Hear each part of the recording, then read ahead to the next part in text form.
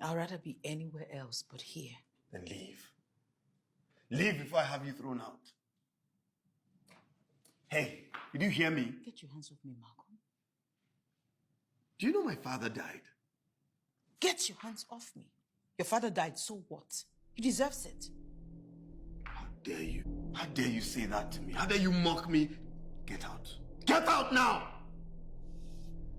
I was invited for a meeting.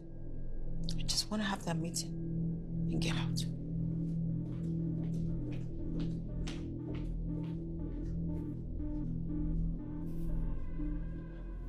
What meeting?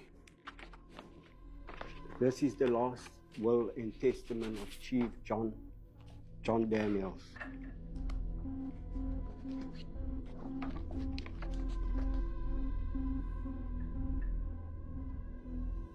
This is the last will and testament of Chief John Daniels, dated and duly witnessed.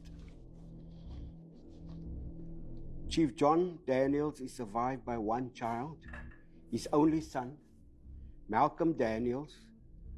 To my son, I leave my personal residence in Camps Bay, my properties in London, Lagos,